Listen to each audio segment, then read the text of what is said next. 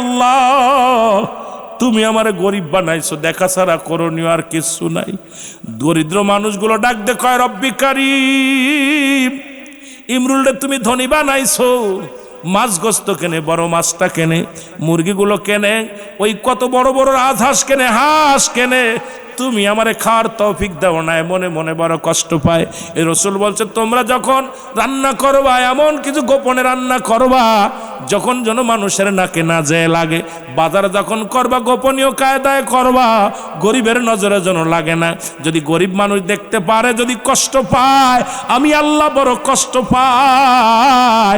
এই জন্য বাজার করতে যা যখনই তুমি কেনাকাটা করবা গোপনে কিনে সঙ্গে সঙ্গে ঢুকায় রাখবা। আর যদি গোপন না করতে পারো ওই প্রতিবেশীরে দিবা, তারও তো পরাণে চাইতে পারে। কিন্তু আমার দেশের ধনীরা বাজারে যায় এমনভাবে কেনাকাটা করে, গরিব শুধু তাকায় দেখায়, চোখের পানি ছেড়ে কান্দার বলে আল্লাহ তুমি আমারে গরিব বানাইছো, তুমি আমার ভ্যান চালক বানাইছো, তুমি আমার রিক্সা চালক বানাইছো, তুমি আমার দিন মজুরি বানাইছো। আমি ওই বাজারগুলো করতে পারি না, সুস্বাদু ফল কিনতে পারি না। ও মুসলমান, ওই যখন আফসোস করে আল্লাহ বলে ডাক দিবে, ও ধনী, কিয়ামতের ময়দানে তোমার জবাব দেওয়ার মতো কোনো মুখ থাকবে না। তুমি দিতে পারো না, তুমি দান করতে পারো না, গোপনে করো। রান্না করেছো ঢেকে রান্না করো যেন প্রতিবেশীর নাকে যে না লাগে। তুমি মুরগি জবাই করে রান্না করো, ঘিরানটা প্রতিবেশীর নাকে যে লাগে। প্রতিবেশীর ছেলে ডাক দিয়ে কয় মা গোস্তের ঘিরান আসে রে মা। মা বলে বাবা ওই বাড়ির বার পাকাইতেছে। কয় মা রে কতদিন যে গোস্ত দেখি না। এই রসুল বলছে এই জন্য তোমরা ঢেকে রান্না করবা, কেমন কায়দায় রান্না করবা, এই রান্নার ঘিরানটা যেন প্রতিবেশীর নাকে যে না লাগে। আর নাকে যে যদি লাগে অবশ্যই তাকে না দিয়ে খাবে না, ওই প্রতিবেশীর হক আদায় করবা আগে। এই প্রতিবেশীর হকের ওয়াজ যদি করি আমার দেশে অসংখ্য অসংখ্য মানুষ ধরা পড়ে যাবে, আল্লাহর দরবারে জবাব দিতে পারবে না। জোরে বলেন ঠিক কি না? এত সহজ না ইসলাম, এত সহজ না ইসলাম। মামা বাড়ির মোয়া না যে খালি খাইলাম আর দাস গেলাম আর খাইলাম। ইসলাম মানা বড় কঠিন। আমার বাবারা মুবারক ডাক দে বলে ভাই তুমি কি কয় দিলে না কেন? বলে ডাক দে বলে মুবারক আজ 5টা দিন হয়ে গেল আমার ঘরে কোনো চাউল নাই, আমার ঘরে কোনো ডাউল নাই। আমার ছোট ছোট মাসুম বাচ্চাগুলো কান্দে, চোখের পানি গুলো ফেলা কান্দে। ছেলে ডাক দে বলে আব্বু, মেয়ে ডাক দে বলে আব্বু প্রতিদিন আমি কাজের জন্য বাইর হয়ে যাই, একটা কাজও পাই না, খাবারও আনতে পারি না।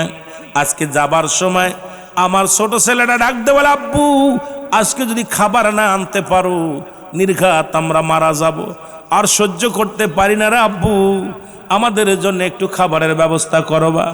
আমি চলে গেলাম কাজের সন্ধানে, কোনো মানুষ আমারে কাজ দিল না। সৈন্য ব্যাগ নিয়ে বাড়ির দিকে যখন রওনা দিলাম আমার সন্তানের কান্না আমার হৃদয়ের ভিতর বারবারে লাগতেছিল। আমার ছোট ছেলেটা ডাকতে বলতেছিল আব্বু আজকে যদি খানা না আনো নির্ঘাত না খেয়ে মারা যাব। এই কথাটা বারবার আমার হৃদয় খুঁড়ে খাচ্ছিল, সহ্য করতে পারি নাই, কানতে কানতে আসতেছিলাম। আল্লাহ আজকে আমার ছেলেগুলো যদি যায় খাবার না দিতে পারি আমার সন্তানেরা কি বাঁচবে কি মরবে জানি না। এই চিন্তা করতে করতে আসতেছিলাম, হঠাৎ দেখি একটা গরু মরে গেছে। এই মরা গরুর গোস্তগুলো শিয়াল কুকুরে ভাগ করে খায়। এদেরকে তাড়াইয়া আমি উরত থেকে কিছু গোস্ত কেটে বাড়ি এনে মরা গরুর গোস্ত আমার সন্তানদের রান্না করে দিছি। এই কারণে আপনি ধনী মানুষ, আপনার ছেলে আইছিল খাবারের জন্যে, আমি তারে দেই নাই, কারণ আমার সন্তান তো এখন জান বাঁচানো ফরজ। এই জন্য আমি মরা গরুর গোস্ত কেটে এনে আমার সন্তানদের খাওয়াইতেছি। আপনি ধনী মানুষ এই জন্য আপনার সন্তানের দিই নাই, এর জন্য যদি অপরাধ হয় আমারে ক্ষমা করবেন। আব্দুল্লাহ ইবনে মুবারক ডাকতে বলে ভাই, ও ভাই দাঁড়াও, আমি বড় অপরাধী, প্রতি বছর মদিনায় যাই। এই সাতল পাড়ের জমিনে এমনও ধনী আছে, লক্ষ লক্ষ টাকা আছে, এমন গরিব আছে যে গরিবটা অসহায় অসহায় দরিদ্র, বলতেও পারে না, কইতেও পারে না, বুকের ভিতরে যন্ত্রণা নিয়ে কান্দে, চোখের পানি ছেড়ে কান্দে। আমার বাবারা আমার শুনে নাও, রাসূলে পাক এইবার কি করলেন, আব্দুল্লাহ ইবনে মুবারক বাড়ি যায় বিবিরে ডাক দিয়ে কয়, বিবি চাউল দাও, ডাউল দাও, তেল দাও, সব আমার মাথায় উঠায় দাও। নিয়ে চলে আসলেন, এসে ডাক দে বলে, ভাই রে এই নাও চাউল, এই নাও ডাউল, রান্না করে খাও, আর এই নাও যদি আরো লাগে আমি দিব। এবছর আমি মদিনায় যাব না, এই বছর আমি মদিনায় যাব না। এই টাকাগুলো নাও, হজ করতে গেলে যে টাকাগুলো লাগতো এই টাকাগুলো আমি তোমারে দিয়ে দিলাম, তুমি এই টাকাগুলো নিয়ে যাও। টাকাগুলো নিয়ে মদিনায় গেলেন না। ৪৫ দিন পরে হাজিরা যখন দেশে ফিরে আসলেন, এসে দেখে আব্দুল্লাহ ইবনে মুবারকের বাড়ি সবাই চলে আসছে। এসে ডাকতে বলে, ভাই মুবারক, হাজী সাহেব আপনি কেমন মানুষ গো, আপনি কবের ফ্লাইটে আসলেন? হাজী সাহেব বলে, আমি তো আল্লাহর কসম করে বলি এবার মদিনায় হজ করতে যাই নাই। বলে, আপনি মিথ্যা বলেন কেন? একসাথে এক তাঁবুর মধ্যে ঘুমাইলাম, এক তাঁবুর মধ্যে খাইলাম, একসাথে তপ করলাম, আপনি কবের ফ্লাইটে আসছেন? বসেন, আপনি বলেন, আপনি আমাদের সঙ্গে ফাজলামি করেন না। আব্দুল্লাহ ইবনে মুবারক বলে, খোদার কসম করে বলি এই বছর আমি মদিনায় যাই নাই। বলে, মিথ্যা বলেন কেন হাজী সাহেব? একসাথে তপ করলাম, একসাথে নামাজ পড়লাম, একসাথে ঘুমাইলাম, আপনি বলেন জান্নাত। মুসলমান এলহামের মাধ্যমে খবর আসে, মোবারক রে তুমি কি জানো না এই বছর তোমার দানটারে আমি এমন ভাবে কবুল করেছি আমি আল্লাহ। এই বছর মক্কা মদিনায় যত হাজি গেছে তোমার দানের ওসিলায় আমি আল্লাহ সমস্ত হাজিদের হজ আমি আল্লাহ কবুল করে নিছি। জোরে বলা যাবে না সুবহানাল্লাহ? এ মুবারক, আর তোমারে বানাইয়া তোমারে সাজাইয়া গোটা মক্কা মদিনা ঘুরাইছি, তোমার মহল্লা থেকে যারা গেছে তাদের তাবুর মধ্যে তোমারে সাজাইয়া দেখাইছি, তাদের সামনে তোমারে খানা খাওয়াইছি, তাদের সঙ্গে তোমারে তপ করাইছি। আব্দুল্লাহ মুবারক চোখের পানি ছেড়ে ডাক দিয়ে বলেন, রব্বে কারীম তোমার মহিমা, তোমার মহিমান্য আল্লাহ বুঝার মতো ক্ষমতা কারণ নাই। রব্বে কারীম তুমি আমার মাফ করে দিও, আমি আরো আগে কেন আমার প্রতিবেশীর হকটা আদায় করতে পারি না? আজকে আমার দেশের অনেক হাজিরা হজের মৌসুম হলে মদিনায় বছর মায়ের রমাজান মাস আসলে হাজিরা মদিনায় চলে যায়। তারা কি করে? মদিনায় যে ইফতার করে, মদিনায় যে রোজা রাখে অনেক সওয়াবের আশায়, অথচ প্রতিবেশী না খেয়ে আছে, প্রতিবেশী ভিখারি, প্রতিবেশীর গায়ে কাপড় নাই, প্রতিবেশীর পণ্যে কাপড় নাই, প্রতিবেশীর পেটে খাবার নাই, প্রতিবেশীর ঘরে খাবার নাই, প্রতিবেশীর ঘরে চাউল নাই, ডাউল নাই। হাজী সাহেব মদিনায় যে বড় নেকি খুঁজতে চাও, খোদার কসম করে বলি তুমি প্রতিবেশীর হক না আদায় করে মদিনায় গেলা, কিন্তু এই প্রতিবেশীর কাছে জবাব দেবে কি কিয়ামতের ময়দানে? জবাব দিতে পারবে না। জোরে জোরে চিল্লায়া বলা যাবে না আল্লাহু আকবার। এই দুনিয়ার মুসলমান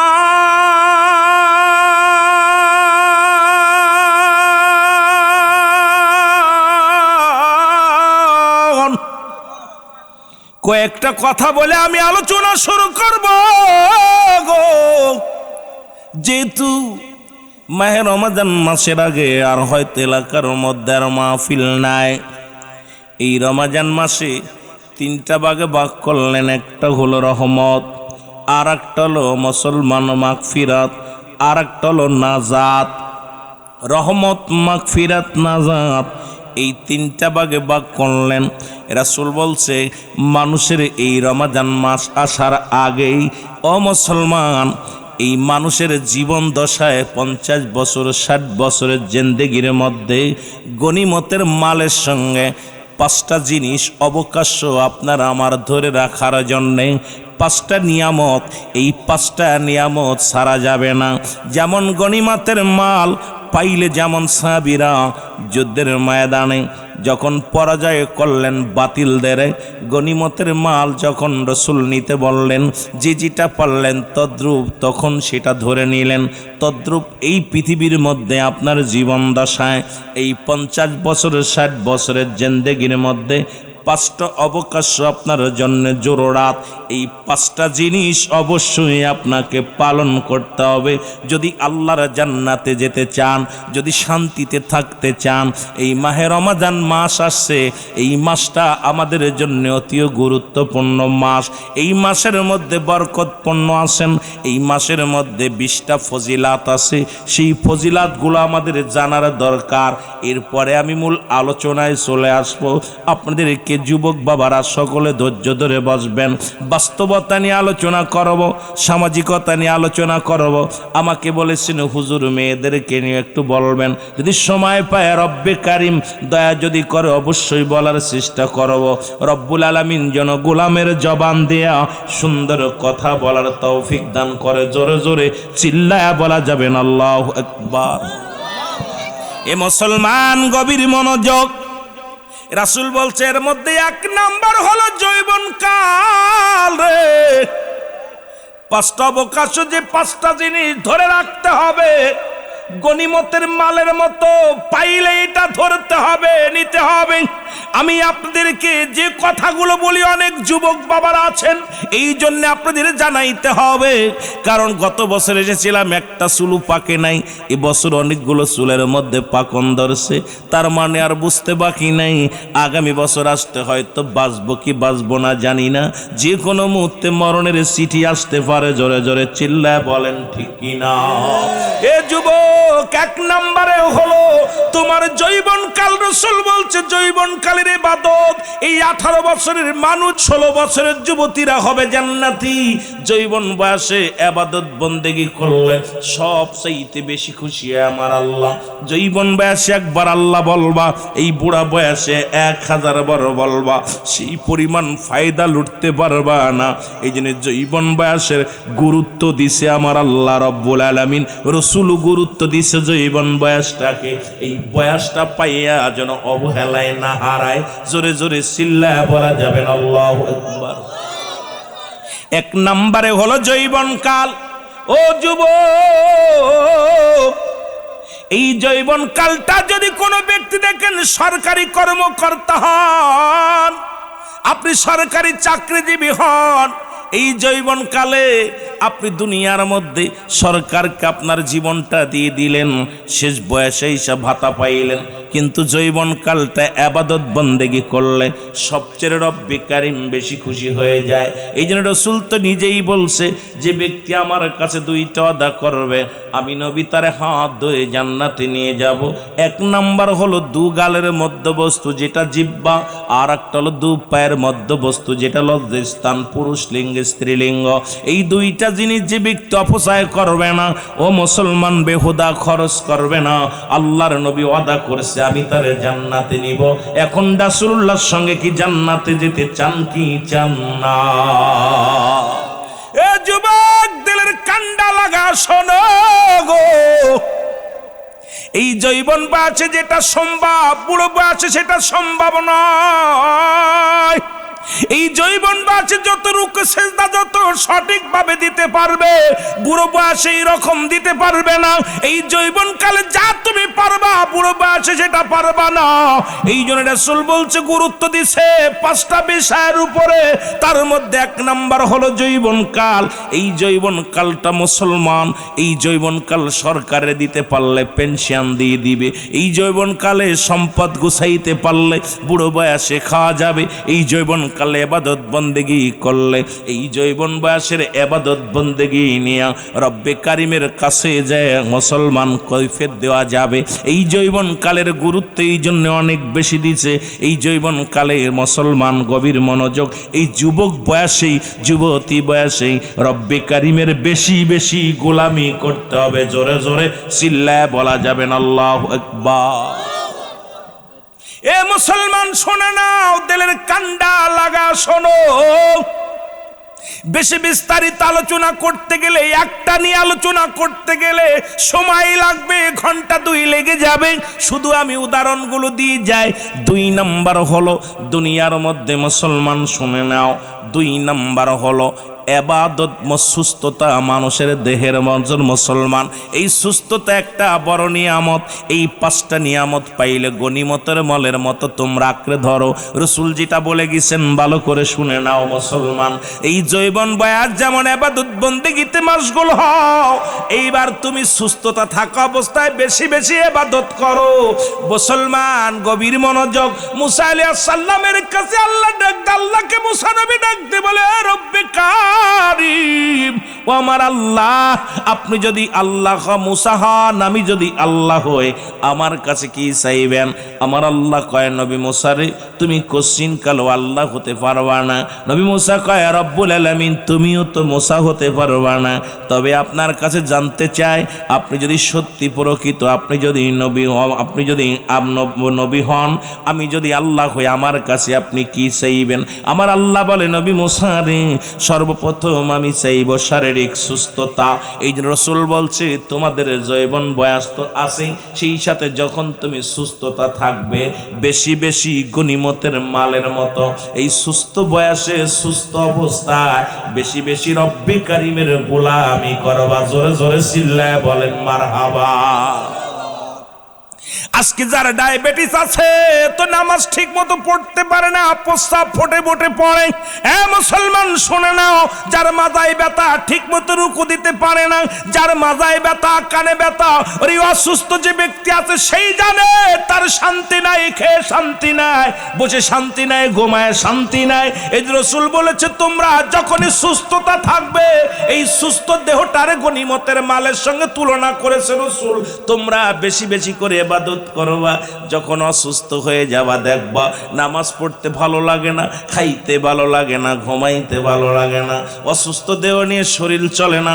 এই রাসূল এই জন্য বলছে যখন কোনো মানুষ সুস্থতা থাকবে, এই সুস্থ বয়সে রব্বুল আলামিনের দরবারে বেশি বেশি প্রার্থনা করতে, জোরে জোরে চিল্লায়া বলা যাবে না মারহাবা। কথা কি বোঝেন? সুস্থতা আল্লাহর একটা নিয়ামত। এই সুস্থতা অবস্থায় থাকতে, সুস্থ অবস্থায় যখনই থাকবেন বেশি বেশি নামাজ পড়বেন, বেশি বেশি কোরআন তেলাওয়াত করবেন, বেশি বেশি জিকির করবেন, বেশি বেশি আব্বা মার খেদমত করবেন, যতটুকু পারবেন বেশি বেশি করার চেষ্টা করবেন।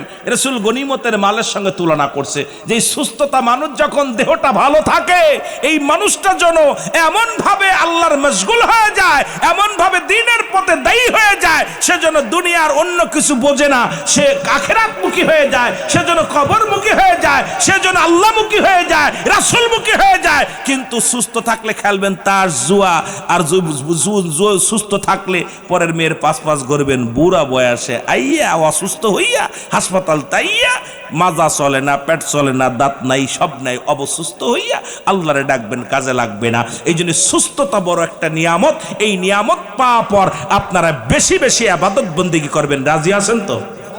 আরো জোরে বলেন, রাজি আছেন তো? এ যুবক, রাসূল বললেন 3 নাম্বারটা হলো, 3 না 2 নাম্বার চলে গেল।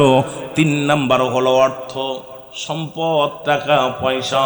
ও বান্দা শুনে নাও, যখন তোমার হাতে আসবে তখন তুমি বেশি বেশি দিনের পথে ব্যয় করো, দান ধ্যান করো, মসজিদে দান করো, মাদ্রাসায় দান করো, তুমি কি করো, মাহফিলে দান করো, গরিব অসহায়ের দান করো।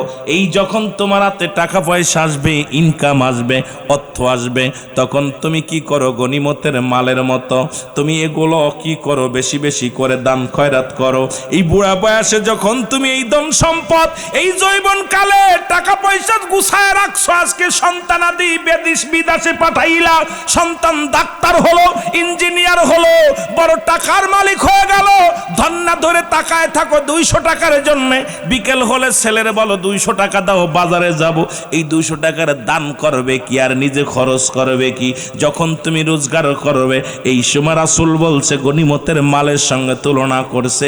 যখন তোমার হাতে সম্পদ আসবে, এটা আল্লাহর রাস্তায় ব্যয় করবা, দান ধ্যান করবা, কারণ ওই সবের উদ্দেশ্যে আখিরাতের মুখী হইয়া।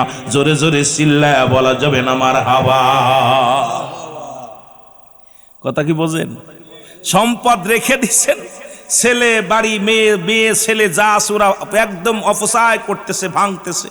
আপনি ভিখারির মতো আপনার বাড়ি আপনার ঘর আপনার জমি সব খাচ্ছে তারা।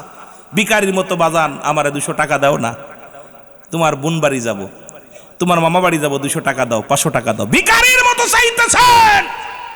মসজিদে দানের জন্য ইমাম সাহেব বলছে কে কে কত দিবা? কয় ভাই ছেলের কাছে হাজী সাহেব, হাজী সাহেব মাথা নিচে করে বসে আছে।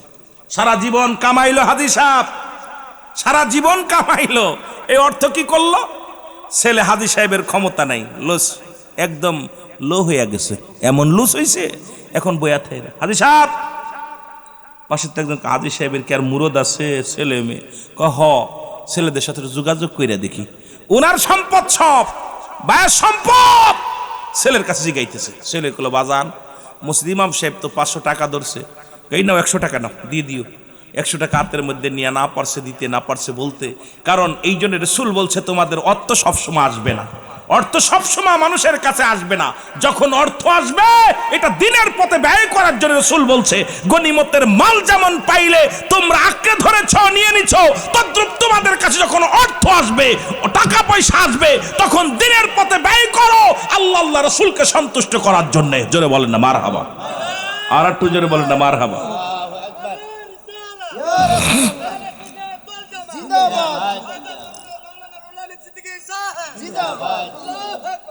কথা কি বুঝতেছেন? এর এক একটা নিয়ে বিস্তারিত আলোচনা করলে আমি 1-2 ঘন্টা কাটাই দিতে পারবো, কিন্তু আপনাদেরকে আমি লস করাবো না। আমি সেই আশা করে আসি নাই, আমি আসছি অল্প সময়ের মধ্যে অনেক কথা বলার জন্য। এই জন্য আপনাদের কাছে অনুরোধ করি, সম্পদ এক সময় লক্ষ লক্ষ টাকা কামাইছেন, এমন একটা সময় আছে আপনার কাছে গুল কেনার টাকা নাই। কথা কয় না কেন? সবসময় আসে অর্থ কি সবসময় ধরা দেয়? আসবে না। যখন আসবে ছেলে মেয়ের জন্য গুছায়েন না, এটা আখেরাতের জন্য গুছান। ছেলে মেয়ের জন্য রাখবেন না আমি তা বলে নাই, কিন্তু যতটুকু প্রয়োজন সেটুকু রাখেন, বাকিটুকু চিন্তা করবেন আমি সদকা দিব, আমি যাকাত দিব, আমি দান ধ্যান করব, আমি দ্বীনের পথে ব্যয় করব আল্লাহ আল্লাহ রাসূলকে পাওয়ার জন্য। জোরে বলেন না মারহাবা, আর একটু জোরে বলেন না মারহাবা। রাসূল বলছে গনিমতের মাল যেমন তোমাদের যেটা ধরবে যেটা তোমার হয়ে যাবে, তদ্রূপ তোমার অর্থ তুমি দান করে যাবে। তোমার সম্পদ গুলো দিনের পথে যখন ব্যয় করে যাবে এর একটা বেনিফিট তুমি পাবা, ওই সন্তান দিবে, ভাই দিবে, ছেলে দিবে, এই চিন্তায় থেকো না, কারণ তুমি আল্লাহর রাস্তে তুমি দান করো। জোরে জোরে চিল্লায় বলো মারহাবা। 4 নাম্বার হলো রাসূল বলছেন তোমাদের পিতামাতা, পৃথিবীর মধ্যে যাদের আব্বা মা জীবিত আছে লক্ষ্য করে শুনবেন, যাদের আব্বা মা দুনিয়ার মধ্যে জিন্দা আছে, রাসূল বলছি পিতা মাতার নাফরমানি 3 শ্রেণী মানুষের দোয়া কবুল হয় না। তার ভিতরে 1 নাম্বার হলো পিতা মাতার নাফরমানি সন্তান, 2 নাম্বার হলো এতিমের মাল ভক্ষণকারী, 3 নাম্বার হলো হিংসুটে মানুষ। রাসূল বলছে তোমাদের পিতা মাতা যাদের জিন্দা আছে এত পরিমাণ ভালোবাসবা, এত পরিমাণ তাদের সম্মান করবা, এত পরিমাণ তাদের কাদর করবা, তোমার বাবা তোমার মা তোমার মাথার তাজ। কারণ নবীজি বলছে ও যুবক শুনে নাও, শুনে নাও, ওই পিতামাতার নাফরমানি সন্তান কখনো জান্নাতে যেতে পারবে না। এই সন্তানের প্রতি প্রতিটা বাবা মার প্রতি সন্তান তার 14টা হক রয়েছে। 7টা হক হলো ইন্তেকালের পরে, আর 7টা হক হলো দুনিয়ার মধ্যে জীবিত থাকতে। 7টা হক হলো ইন্তেকালের পরে। যাদের আব্বা মা দুনিয়ার মধ্যে নাই হাতটা উঠায় দেখাও কার কার আব্বা নাই, কার কার মা নাই।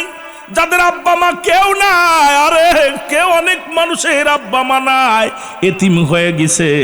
আমার রাসূল বলছে তোমাদের পিতামাতা যখন পাবে তাদের এত ভালোবাসবে, এত খেদমত করবা, ওই খেদমতে রব্বে কারীম রাজি হয়ে যাবে। জোরে জোরে বলেন মারহাবা। ওরে আমি যদি যাই গো মারা, আমি যদি যাই গো মারা বিদেশের মাটিতে, লাশটায় আমার পৌঁছাই দিও মায়েরি কোলেতে, বলো লাশটায় আমার পৌঁছাই দিও। বাজান গজল গাইলে সময় নষ্ট হবে আপনাদের, দ্রুত খুব বেশি বেশি গাওয়া যাবে না, 2-1টা হয়তো মাঝে মাঝে গাইব শুধু আপনাদেরকে ভালোবাসা দেওয়ার জন্য। বলেন আমি যদি যাই গো মারা, আমি যদি বিদেশের মাটিতে লাশটায় আমার পৌঁছাই দিও মায়েরই কলেতে, বলো লাশটায় আমার পৌঁছাই দিও। গ্রামবাসী রে একটা দাবি করি তোমাদের কাছে, আমার মহল্লাবাসী রে আমি দাবি করি তোমাদের কাছে, জন্মের পরে যে কোলেতে রাখছে আমার মা, সেই মারে না দেখাইয়া আমার দাফন দিও না, আমায় কবর দিও না। জন্মের পরে যে কোলেতে রাখছে আমার মা, সেই মারে না দেখাইয়া আমার কাফন দিও না, আমার দাফন দিও না। আমার মায়ের মুক্তি দেখলে পারে, মায়ের মুক্তি দেখলে পারে শান্তি পাবো কবরে, লাশটায় আমার পৌঁছাই দিও মায়েরই কলেতে, বলো লাশটায় আমার, আরো জোরে বলেন লাশটায় আমার পৌঁছাই দিও মায়েরই কলেতে। ওরে আমি যদি যাই গো মারা, আমি যদি বিদেশের মাটিতে লাশটায় আমার পৌঁছাই দিও মায়েরই কলেতে, বলো লাশটায় আমার। এই জগতে মায়ের মতো নাই কেউ আপন,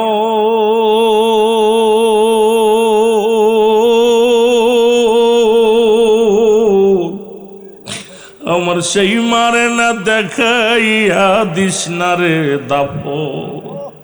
এই জগতে বাবার মতো নাই কেউ আপন,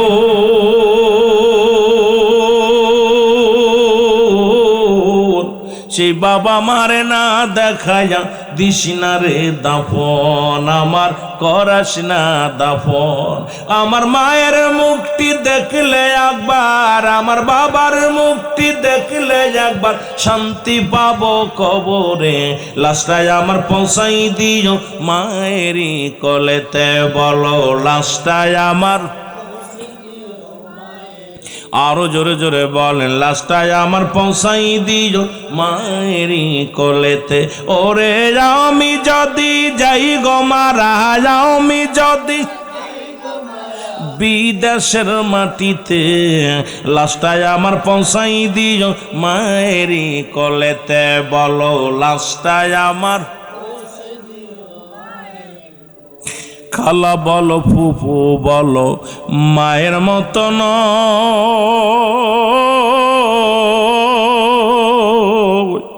চাচা বলো খালু বলো বাবার মতো নয়, কেহ বাবার মতো নয়। ও মা থাকবে যতদিন ধরায় বেঁচে, কাঁদবে সন্তানের আশায়, হস্ত তুলে করবে দোয়া মাপ করো আল্লাহ, একাই খায় হস্ত তুলে করবে দোয়া মাপ করো আল্লাহ। ওরে আমি যদি যাই গো মারা, আমি যদি লাশটায় আমার পৌঁছাই দি। এ দুনিয়ার মুসলমান,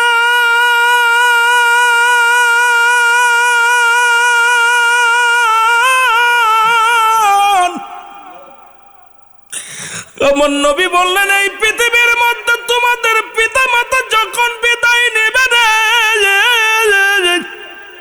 7 হক আদায় করতে হবে। 1 নাম্বার হলো তাদের জন্য মাগফিরাত কামনা করতে হবে, যাদের আব্বা নাই মা নাই ভালো করে লিখে নাও। 1 নাম্বার হলো তাদের জন্য মাগফিরাত কামনা করা, 2 নাম্বার তাদের জন্য সবরেশনি করা, 3 নাম্বার মুসলমান তাদের দিন আদায় পরিশোধ করা, ঋণ পরিশোধ করা। মুসলমান 4 নাম্বার হলো তাদের ওসিয়াতগুলো পালন করা। এই পৃথিবীর মধ্যে শরীয়ত মোতাবেক আব্বা মা যে ওসিয়াত করে গেছি এটা পালন করা। মুসলমান শুনে নাও, 5 নাম্বার হলো আব্বা মার আত্মীয় স্বজনের সঙ্গে ভালো ব্যবহার করা।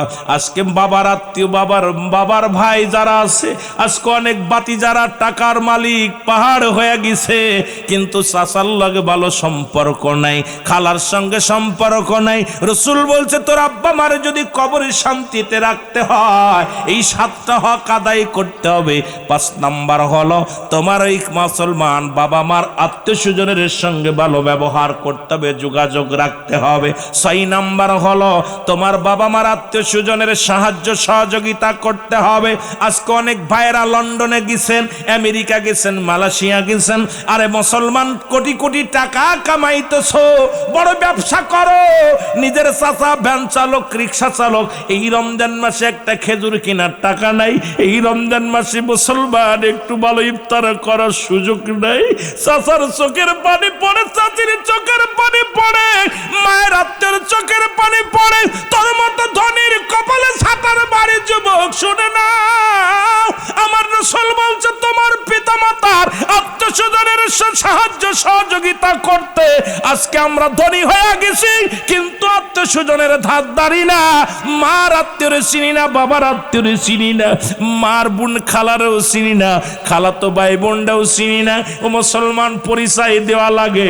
তোর আব্বা মা তো কবরে শুয়ে আছে, কি জবাব দিবি আল্লাহর দরবারে? এই জন্য রাসূল বলছে 6 নাম্বার হলো তোমার বাবা মার আত্মীয় স্বজনের সাহায্য সহযোগিতা করা। 7 নাম্বার হলো তোমার আব্বা মার কবরটা বেশি বেশি করে সময় করে জিয়ারত করা। জোরে জোরে চিল্লায়া বলা যাবে না মারহাবা। এখন আমি আপনাদেরকে জিগাই, কে কে ফজরের নামাজ পড়ে আব্বা মার জিয়ারতটা করছেন?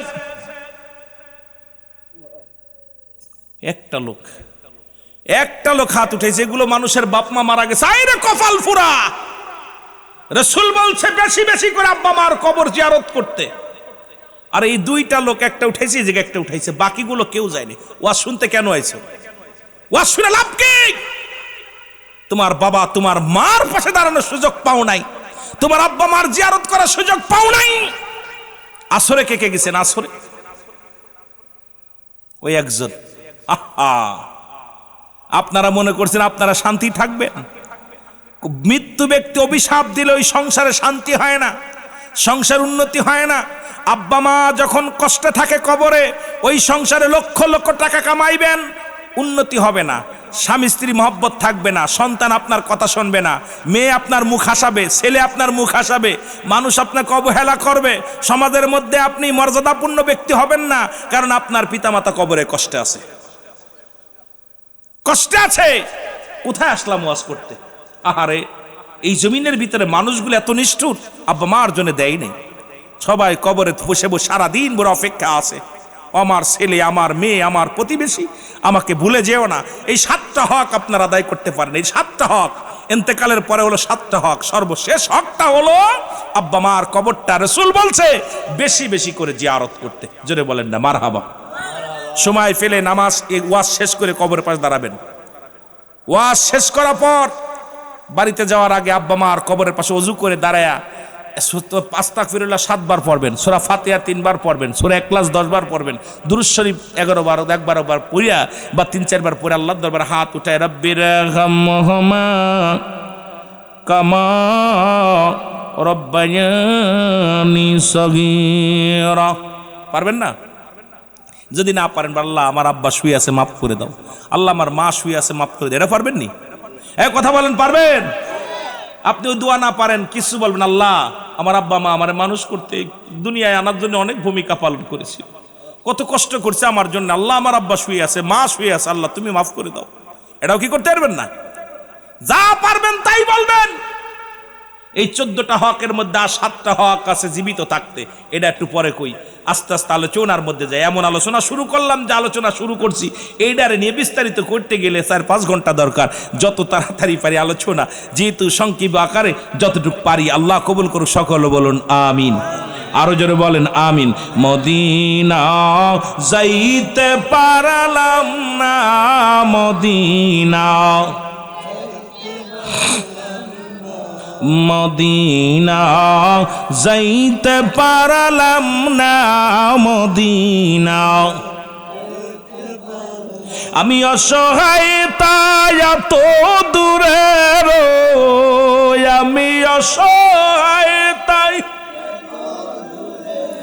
দূর থেকে সালাম জানাই বলো দূর থেকে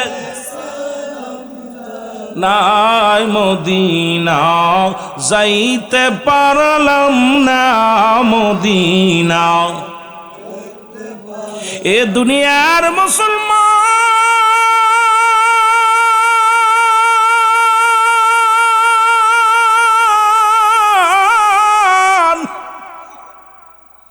বলতেছিলাম 4 নাম্বার হলো পিতা মাতার প্রতি শ্রদ্ধাশীল গো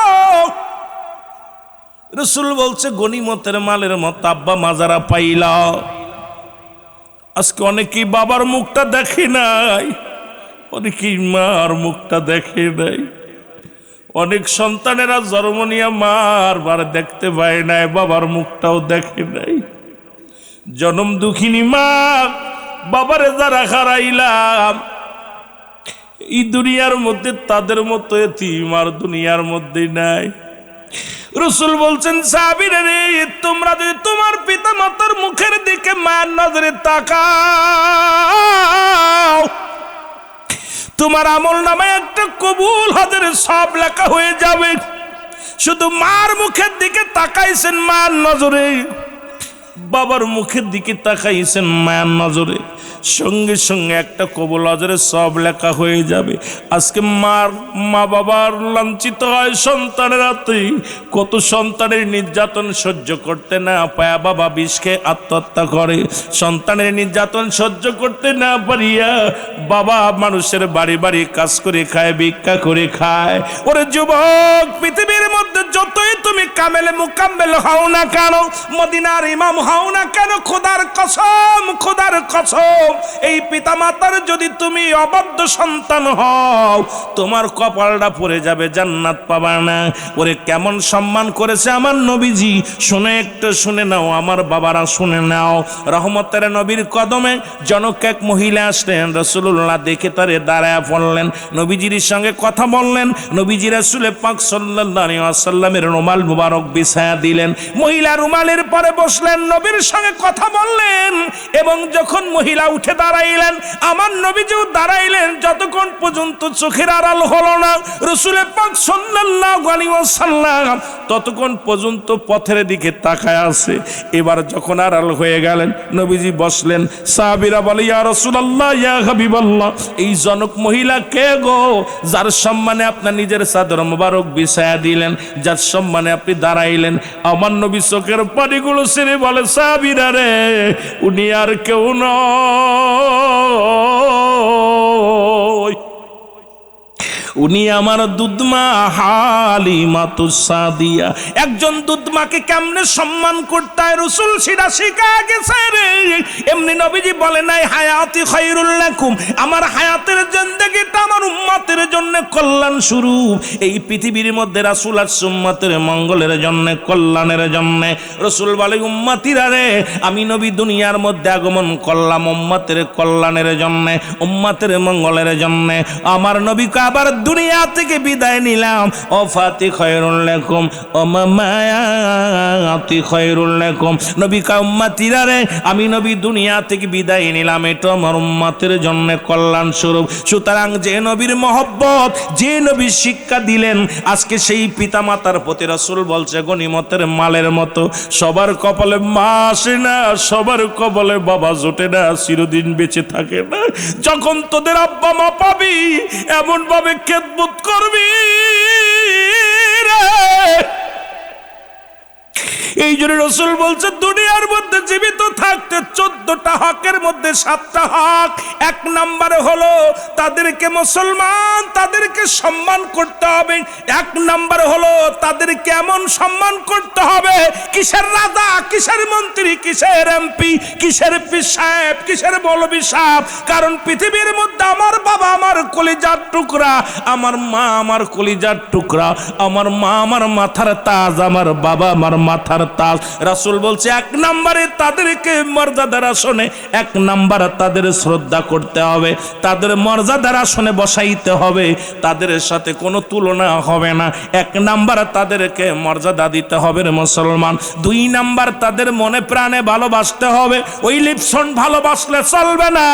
এ যুবক, আমি আজকে এইগুলো যদি এই 14টা হকের উপর আলোচনা করি, রাত কেটে যাবে, আলোচনা শেষ হবে না।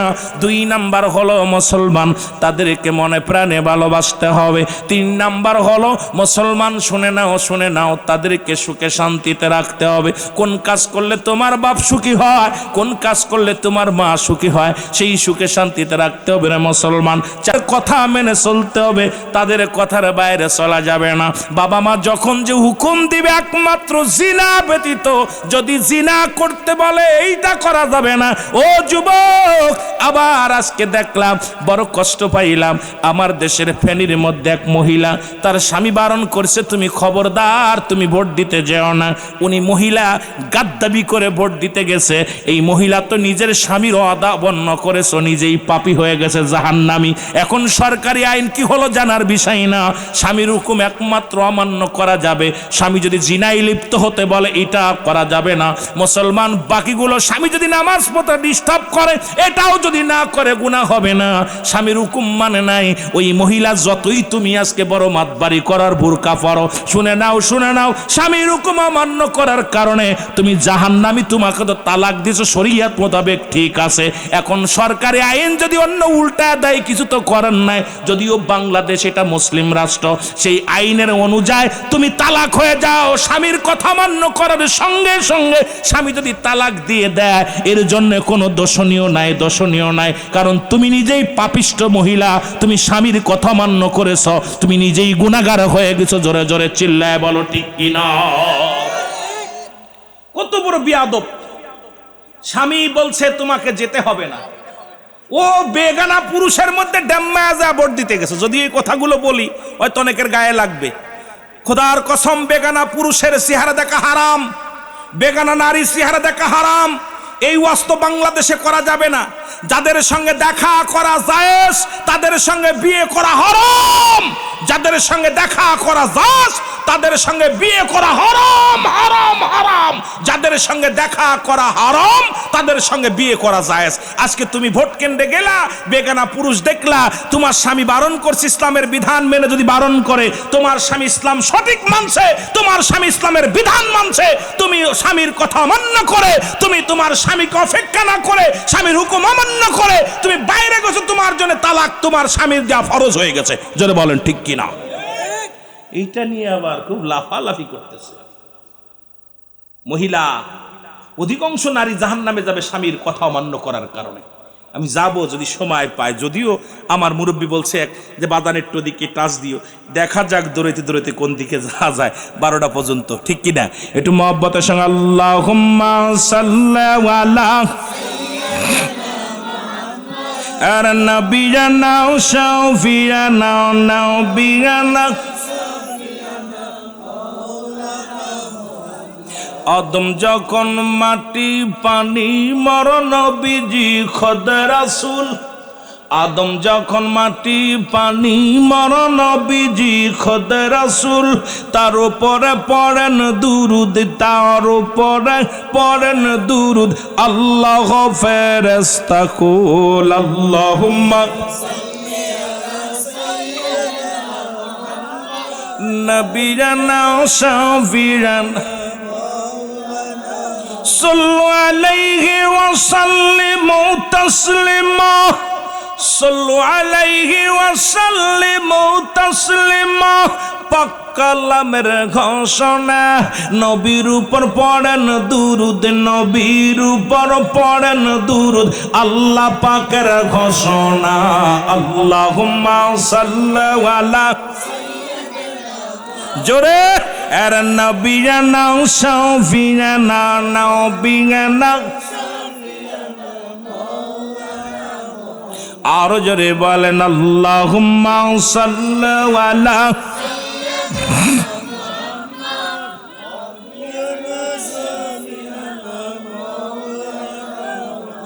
উড়ে যাও রে রাতের হাওয়া, যাও রে উড়ে মদিনায়, উড়ে যাও রে রাতের হাওয়া, যাও রে উড়ে মদিনায়। এ গোলামের সালাম খানি, এই গোলামের সালাম খানি পৌঁছাই দিও মদিনায়। আল্লাহুম্মা নবিয়ানা সাফিয়ানা নবিয়ানা মাও। এ দুনিয়ার মুসলমান,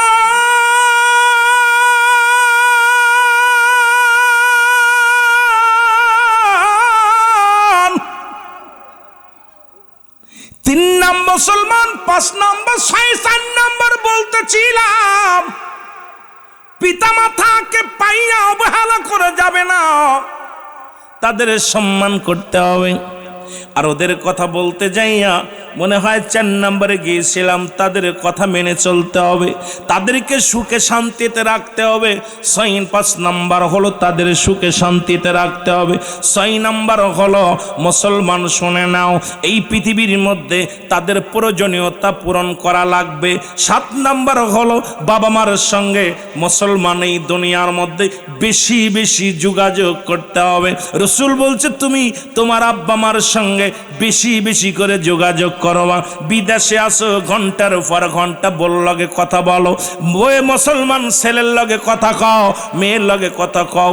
দূর থেকে জন্ম দুঃখিনী মা সে দেখে আর বলে আল্লাহ কি সন্তান পেটে রাখলাম, একবারও মার কথা জিগাই না। বাবাকে আল্লাহ কি সন্তান জন্ম দিলাম, বাবার কথা একবারও জিগাই না। ও যুবক, তুমি বাড়িতে বাজারে কি ছাইয়া মাকে পাইলা সালাম দাও, আসসালামু আলাইকুম মা, ও মা, মা গো আমি আইছি, বাড়ি আসছি।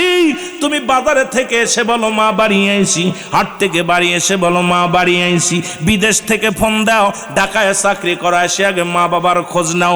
রসুল বলছে তোমাদের আব্বা মার সঙ্গে বেশি বেশি করে যোগাযোগ রাখবা। আরে মুসলমান শুনে নাও, যোগাযোগ করলে কি হবে? তুমি বিদেশ থেকে আইয়া ফোনটা দিচ্ছ, আগে ধরছে তোমার বিবি, বিবিকে বলো ও বিবি আগে আমার মাকে দাও, আমার মার সঙ্গে কথা বলে নি। মারকে নিয়ে ফোনটা যখন দিবে, প্রতিবেশীর কাছে যেয়ে বলবে আমি বড় সুখী রে, এমন সন্তান আমি জন্ম দিছি। বিদেশ থেকে আমার কলিজার টুকরা ফোন দেয়, আগে আমার লগে কথা না বলে বল লগে কথা বলে না, আমার লগে কথা না বলে আমার নাতির লগে কথা বলে না, পুতির লগে কথা বলে না। সে তোমার বাবাই বলবে মসজিদ ইমাম সাহেব হুজুর আমার কলিজার টুকরা সন্তান মালয়েশিয়াতে আছে, ফোনটা দিলে আগে চায় আমারে আমার কলিজার টুকরা সন্তানের জন্য দোয়া করবেন। দোয়া কি চেয়ে নেওয়া লাগে রে যুবক, এমন আদায় করে নিতে হবে। এই 7 নাম্বার হলো নবীজি বলছে তোমাদের পিতা মাতা আল্লাহর বিধানগুলো জানিয়ে দিছে, তোমাদের আব্বা মার সঙ্গে যোগাযোগ বেশি বেশি করবা। জোরে জোরে চিল্লায়া বলা যাবে না মারহাবা। এই যে 14টা হকের কথা বলে দিলাম, জীবিত থাকতে 7টা আর এন্তেকালের পরে 7টা। এই 14টা হক যদি আপনারা আদায় করেন, একটা ওয়াজ হয়ে গেল আপনাদের জন্য। আজকের বছরটা ওয়াজ আমাদের এইটা কালেক্ট করতে পারলেই আপনি ধন্য হয়ে গেলেন। এটাই তো আমরা করতে পারতেছি না। এখন বর্তমান বলতেছিলাম মুসলমান যে 5টা জিনিস ধরে রাখতে বলেছে, যে 5টা জিনিস ও মুসলমান রসুল বলছে গনিমতের মালের সঙ্গে তুলনা করেছে, সেই 4 নাম্বার হলো পিতা মাতা এই দুনিয়ার মধ্যে যারা পাইল তারা যেন সেই রকম এমন ভালোবাসা বাসবে। সারা পৃথিবী একদিকে, তোমার মা বাবা একদিকে। এখন কত বড় মুনাফিক সন্তানেরা কয় বউ বড় না মা বড়, কার লগে কারে তুলনা দেয়। পৃথিবীর মধ্যে মার সঙ্গে কোনো তুলনা হয় না, বাবার লগে কোনো তুলনা হয় না। রসুলের সাহাবী হযরত আলকামা রাদিয়াল্লাহু তাআলা গো, উনি মৃত্যু শয্যায় সজ্জিত। 4 নাম্বার বলতেছি, 5 নাম্বার আর একটা বাদ আছে, একটু ধৈর্য ধরেন। বুঝতেছেন তো ওয়াজ? বুঝা নিয়ে নেবার কথা, না বুঝলে আইসা তো লস। কেন আপনাদের থেকে প্রায় 700 কিলো দূরে, 600-700 কিলো দূরে, এত দূর থেকে বক্তা নিয়ে আইছেন। এখন বক্তার কথা যদি না বোঝেন, ইয়েস নো ভেরি গুড 3টা জিনিস বুঝলেন খালি, তাহলে কাজ হইল না। বোঝা যায়? কথা বলে না, বোঝা যায়? আমি আপনাদের ভাষায় কথা বলতেছি, কারণ আপনাদের ভাষা আমি বুঝি। আশা কথা বলতে বলতে মাশাআল্লাহ আপনাদের ভাষাগুলো ধরে ফেলেছি, সুতরাং বেশি এলোমেলো হবে না আশা করি। বাকিটা আল্লাহ পাক ভালো জানে। মহব্বতের সঙ্গে দুরূদ শরীফ পড়েন, আল্লাহুম্মা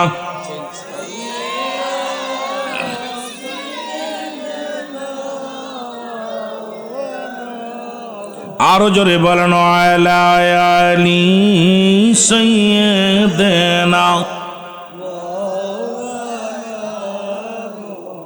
হযরত আলকামা রাদিয়াল্লাহু তাআলা মৃত্যু শয্যায় সজ্জিত গো। আলকামার মৃত্যু হয় না। রাসূলের কাছে সাহাবীরা এসে বলে, ইয়া রাসূলুল্লাহ, ইয়া হাবিবাল্লাহ, নবী গো, ও দয়াল নবী, আপনার আলকামা মৃত্যু শয্যায় সজ্জিত, কিন্তু মরণও হয় না, কালেমাও পড়তে পারে না নবী গো। আমার নবীজি সাহাবীদেরকে ডাকতে বলে, সাহাবীরা রে, তাড়াতাড়ি যাও, আমার আলকামার চারিপাশে দাঁড়ায়া দাঁড়ায়া দোয়া করো, বইয়া বইয়া দোয়া করো, বেশি বেশি কালেমা পাঠ করো, বেশি বেশি দুরূদ শরীফ পাঠ করো। রাসূল বলছে, মানুষ যখন মৃত্যু শয্যায় সজ্জিত হয়, এই মানুষটার পাশে দুনিয়াবি কোনো গল্প করবা না, দুনিয়াবি কোনো আলোচনা করবা না, কারণ মৃত্যু শয্যায় আপনি আর ফিরে আসবে না। 5টা লক্ষণ যখন দেখবেন, মনে করবেন আপনার আব্বার আর ডাক্তার কবিরাজে কাজ হবে না, মালাকুল মউত চলে আসছে। এই মালাকুল মউত চলে আসছে মুসলমান। আর সর্বশেষ নাম্বার হলো, যখন মালাকুল মউত আসে, তখন যখন মাস্টার ইবলিস এমনভাবে তারে ছলনা দিতে থাকে, ঈমান হারায়া যেন দুনিয়া থেকে বিদায় নেয়। এই জন্য রাসূল বলছে, যখন কোনো মানুষ মৃত্যু শয্যায় সজ্জিত হয়, তোমরা বেশি বেশি করে আব্বা মার জন্য দোয়া করবা, পাশে বসে বসে দুরূদ শরীফ পড়বা, দোয়া পড়বা, কালেমা পড়বা।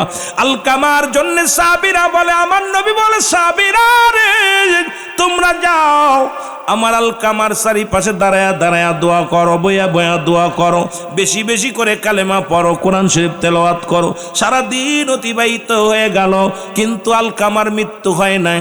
রাসূলের কাছে ফিরে আসলেন সাহাবীরা, এসে বলে, ইয়া রাসূলুল্লাহ, ইয়া হাবিবাল্লাহ, আপনার আলকামার তো মৃত্যু হয় নাই, কালেমাও পড়তে পারে না, এবারও কষ্ট পায়, আর মৃত্যু যন্ত্রণা কত কঠিন। আল্লামা মুফতি আমজাদ আলী সাহেব একটা কিতাব লিখলেন, কিতাবের নাম বাহারে শরিয়াত। এই কিতাবের মধ্যে বর্ণনা করলেন, দুনিয়ার মানুষ শুনে নাও, মানুষ যখন সাধারণ মৃত্যুবরণ করে, 70টা তাজা উটের গায়ের চামড়া জবাই না করিয়া উল্টো দিকে টান দিয়া লবণ আর মরিচ লাগা দিলে যতটুক যন্ত্রণা হয়, এর চাইতে 70 গুণ যন্ত্রণা হলো একটা সাধারণ মৃত্যু। এখন আমরা যারা মরণকালে পায়খানা করে দিই, আমরা যারা মরণকালে প্রস্রাব করে দিই, আমরা যারা মরণের সময় যুবকরে চোখ দুটি বড় বড় হয়ে যায়, মরণের সময় জিহ্বাটা বড় হয়ে যায়, তাদের মরণটা কত কঠিন হয়। আমার যুবক ভাইরা, আমার রাসূলের কাছে সাহাবীরা এসে বলে, নবী গো, আলকামার মৃত্যু হয় না, কালেমাও পড়তে পারে না। রাসূলুল্লাহ দুটি হাত উঠায়া দিছে, রব্বে কারীম, তুমি আমার আলকামারে মাফ করে দাও। আল্লাহ বলে, জিবরিল তাড়াতাড়ি যাও, আমার হাবিবকে যে বলো, আমার হাবিব যেন আজকে হাতটা নামায় নেয়, কারণ আজকে তার দুয়ার কবুল হবে না, কারণ এই দুনিয়ার মধ্যে এখনো তার মা জিন্দা আছে। জোরে বলো মারহাবা। এর মা বাবার কথা মতো যে জন চলে না, বলো মা বাবার কথা মতো আল্লাহ নবীজির দয়া তারা পাবি না বাইরে, আল্লাহ নবীজির দয়া। আরো জোরে জোরে বলেন, আল্লাহ নবীজির দয়া।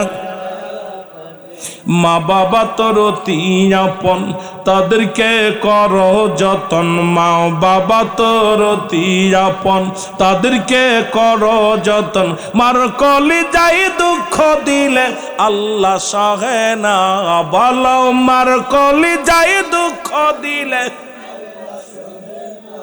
আল্লাহ নবীজির দয়া তারা পাবি না বাইরে, আল্লাহ নবীজির দয়া। মা বাবার কথা মতো যে জন চলে না, বলো মা বাবার কথা মতো আল্লাহ নবীজির দয়া তারা পাবি না বাইরে, আল্লাহ নবীজির দয়া। মা বাবা তোর অতি আপন, তাদেরকে কর যতন। মা বাবা তোর অতি আপন, তাদেরকে কর যতন। বার কলি যায় দুঃখ দিলে, বাবার মনে কষ্ট দিলে আল্লাহ সহে না। আল্লাহ নবীর দয়া তারা পাবি না বাইরে, আল্লাহ নবীর দয়া। দুদিনের বিবি পায়া তাদের ভুইল না, সুন্দরী বধূ পায়া তাদের ভুইল না। আল্লাহ নবীর দয়া তারা পাবি না বাইরে, আল্লাহ নবীর দয়া। এ নবীর প্রেমিকেরা শোনো শোনো গো, জিবরিল আমিন এসে বলে নবী গো, ইয়া রাসূলুল্লাহ, ইয়া হাবিবাল্লাহ, নবী গো আপনি হাতটা নামায় নেন, আজকের দোয়া কবুল হবে না। নবীজি হাতটা নামায় নিলেন, এবার দৌড়ে গেলেন ঘরের মধ্যে।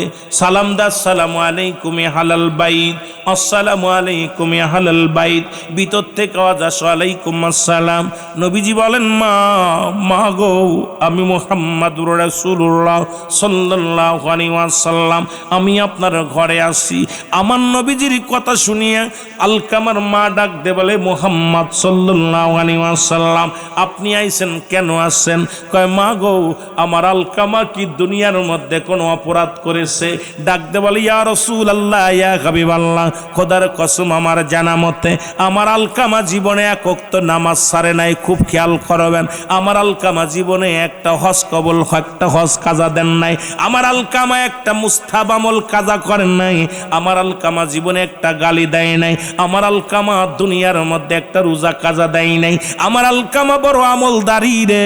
আমার নবীজি ডাক দে বলে মা গো, তাহলে আমার আলকামার এত মৃত্যু যন্ত্রণা, এত কষ্ট হয় কেন গো মা?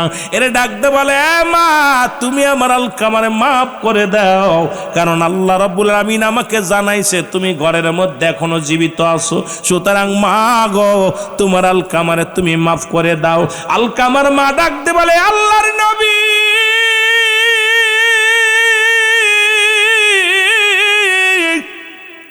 এর জীবন আমি আলকামারে মাফ করতে পারবো না। নবীজি বলে মা গো তুমি এই মাত্র বললা তোমার আলকামা কোনো ইবাদত ছাড়ে নাই, কোনো ভুল করে নাই। গো মা বলে বাবারে আলকামার একটা দোষ ছিল, সেই দোষটা হলো আমি মার কথায় মূল্যায়ন করতো না, তার বিবির কথায় বেশি মূল্যায়ন করত। আজকে আমরা অনেক বাবারা বোর কথা শুনে মাকে গালাগালি করি, বাবার উপরে রাগ করি। খবরদার, তোদের পায়ে ধরে বলে যায়, তোদের হাতে ধরে বলে যায়, ও বাজার এমন দরদি বান্ধব আর পাবি না দুনিয়ার মধ্যে। বিনা স্বার্থে যদি ভালোবাসে সে একমাত্র দুঃখিনী মা বাবা ছাড়া আর কেউ হতে পারে না, পৃথিবীর মধ্যে আর কেউ হতে পারে না রে মুসলমান। এরে আল্লাহর নবী ডাক দে বলে মা, মা গো তুমি আমার আলকামারে মাফ করে দাও রে। মা বলে বাবা মুহাম্মদ কেমনে মাফ করি রে? কলিজার মধ্যে বড় দুঃখ লাগছে, কষ্ট লাগছে। আমি মার কোনো কথা মূল্যায়ন করতো না, আমি কোনো মায়ের কথা গুরুত্ব দিত না, ওর বইয়ের কথা প্রাধান্য দিত, বর কথা গুরুত্ব দিত। এই জন্যে আমার মনে কষ্ট লাগছে। আমার নবী কয় মা তুমি মাফ করে দাও। ও বাজানেরা খুব খেয়াল করবেন, শুধু বোর প্রতি গুরুত্ব দেওয়ার কারণে মার মনে কষ্ট লাগছে, এর জন্য আলকামার মরণ যন্ত্রণা হয়, মৃত্যু হয় না, কর কষ্ট করে। ও মুসলমান বাবারা মানুষ শুনে নাও, আল্লাহর নবী ডাক দে বলে মা, মা গো তুমি মাফ করে দাও। বলে না আরে আমি মাফ করতে পারবো না। আমার নবী বলে সাহাবীরা রে তোমরা খড়ি আনো, জলদি করে খড়ি আনো। খড়ি আনা হলো, আগুন নিয়ে আসো, আগুন আনা হলো, একটা চিতা বানানো হলো, আগুনগুলো সাজাইয়া আগুনগুলো দাও দাও করে জ্বলতে শুরু করলো। নবীজি বললেন আমার আলকামার দেহটা আগুনের মধ্যে দিয়া পুড়ায়া দাও, কারণ বেন্তেকালের পরে তো জাহান্নাম। কারণ পৃথিবীর মধ্যে যত আমল করেছে সব বরবাদ হয়ে গেছে রে। যতক্ষণ পর্যন্ত মা দুঃখিনী ওনার উপরে রাজি নাই, এই সন্তান সব বরবাদ করে ফেলেছে। সুতরাং জাহান্নামে চলে যাবে, তার আগুনে পোড়ায়া দাও। যখন তার আগুনের মধ্যে দেওয়ার জন্য সন্তানকে নিয়ে নিয়ে সাহাবীরা যখন উঠাইছে, জনম দুঃখিনী মা তাকায় দেখে রে আগুন দাও দাও করে জ্বলে, কলিজার টুকরা সন্তানের নিয়ে যা আগুনের দেওয়ার জন্য একটা চিৎকার বেরিয়ে বলে, আল্লাহর নবী রে, মার নবী রে, আমি জনম দুঃখিনী মা দুনিয়ার মধ্যে জিন্দা থাকতে রে কলিজার টুকরা সন্তানের আগুনের মধ্যে দিও না, আমি মা সহ্য করতে পারবো না। দুনিয়ার সব উল্টোটি আমি দুঃখিনী মা আমার সন্তানের মাফ করে দিলাম।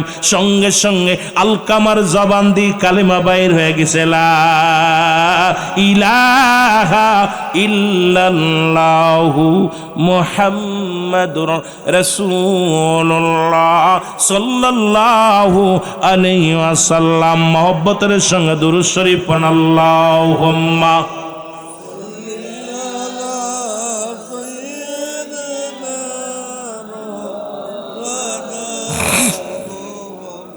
আরো জোরে বলেন, আলা আলি সাইয়্যিদিনা।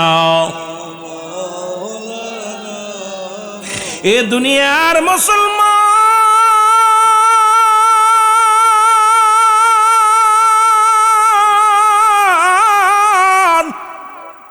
সুতরাং 4 নাম্বার নবীজি বললেন অতি জরুরত, অতি গুরুত্ব হলো পিতামাতা পাইয়া তাদের সেবা যত্ন করা, মহব্বত করা, ভালোবাসা। এই গনিমতের মালের সঙ্গে তুলনা করলেন।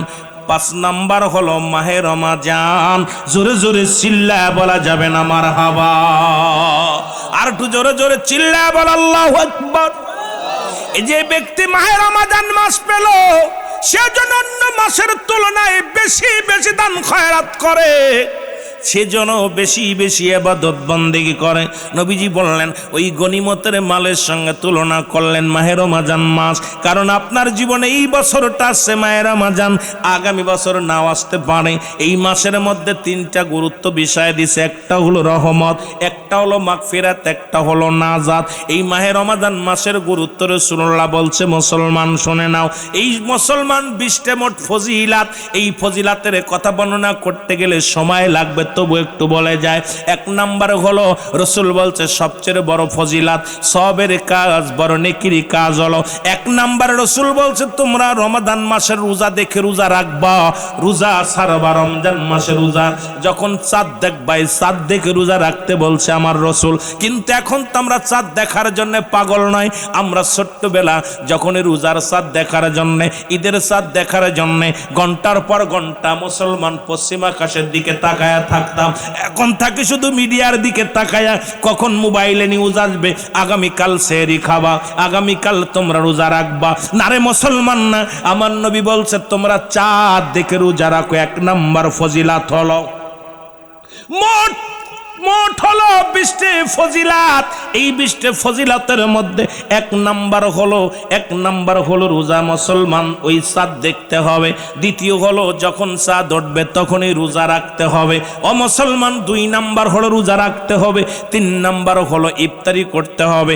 ইফতারি করতে হবে, রাসূল বলছে ইফতারিটা অতি গুরুত্ব, সেটা হলো খুব দ্রুত করতে হবে, সবাই মতো ইফতারি করতে হবে।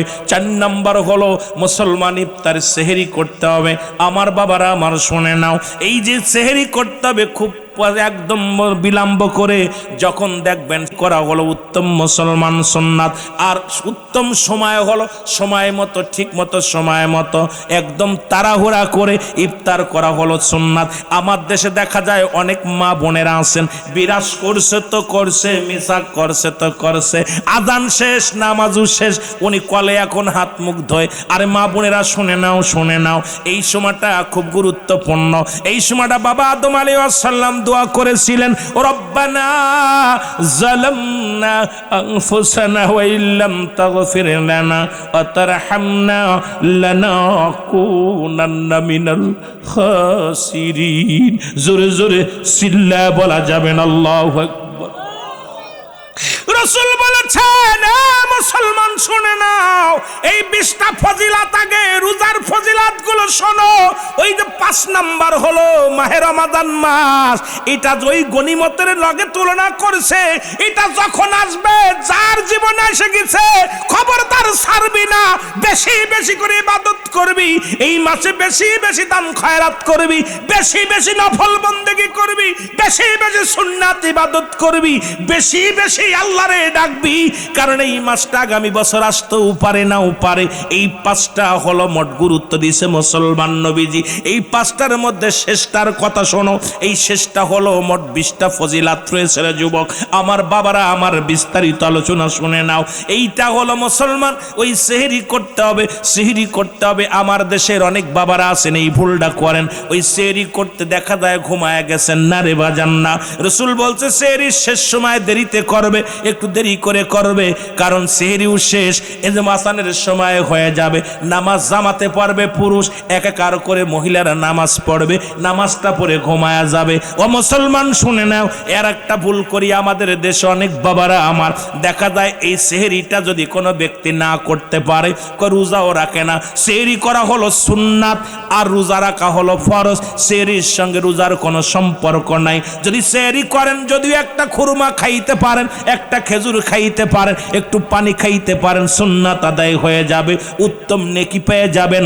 কিন্তু রোজা হলো আপনার ফরজ, এই ফরজ রোজা ভাঙ্গা যাবে না, ফরজ রোজা আদায় করতে হবে। অনেকেই সেহরি খাইতে পারেন, ওদিন রোজায় রাখে না, জোরে বলেন ঠিক কি না?